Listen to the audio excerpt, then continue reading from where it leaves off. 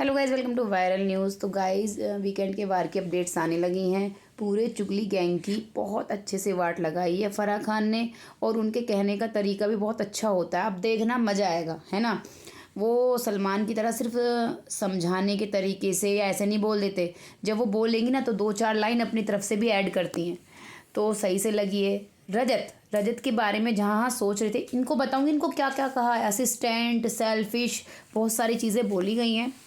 हाँ, तो बात करते हैं पहले रजत की। रजत को जैसे कि हम पहले ही कह रहे थे कि भाई इविक्शन तो नहीं होगा, है ना।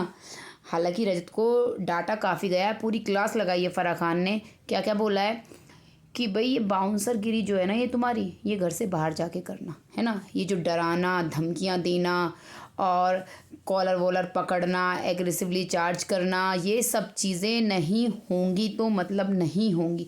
अगर उसे बहुत स्ट्रिक्ट वार्निंग मिली है कि एक बार और अगर इसने इस तरह से किसी का कॉलर वगैरह पकड़ा, जैसे इसने पहले किया है, एक बार अविनाश के साथ किया था, जब कह रहा था इस घर में किसी लड़की को कोई कुछ नहीं बोलेगा। फिर उसी अविनाश के साथ मिलकर एक लड़की के बारे में सुन रहा था वहाँ बैठ के, और साथ में खुद भी तो बोलता है ना। तब नहीं आया। मतलब अपने ना, ये जो सब रूल्स बनाते हैं ना और अपने आप को अच्छा दिखाते हैं, ये अपनी कंडीशन के अनुसार होता है। जहाँ इनको अच्छा लगता है, जहाँ इनका फ़ायदा है। फ़ायदे के सौदे हैं भाई, कोई अच्छा बुरा कोई भला नहीं है यहाँ, सब फ़ायदे के सौदे देखते हैं। तो रजत को इतना कहा गया कि उसको घर से बाहर निकाल देंगे, एकदम बाहर फेंक दिया जाएगा। ये बोला है, घर से बाहर फेंक दिए जाओगे कि अगर एक बार और ये हुआ। इससे पहले इसको ये सब नहीं बोला गया था। रही बात सज़ा की, क्योंकि सज़ा तो लोग उम्मीद कर ही रहे थे गाइस। सज़ा की कोई भी न्यूज़ नहीं आई है कि उसको पूरे उसके लिए सीज़न के लिए नॉमिनेट किया है या कुछ भी ऐसा नहीं हुआ है। या क्योंकि टॉपिक तो उसका आ चुका ना, अगर देना होता तो अभी दे देते। अब बात चुगली गैंग की कर लेते हैं। ईशा को मतलब, क्योंकि आप जानते होंगे करणवीर को भाई हीरो बना दिया गया है ना।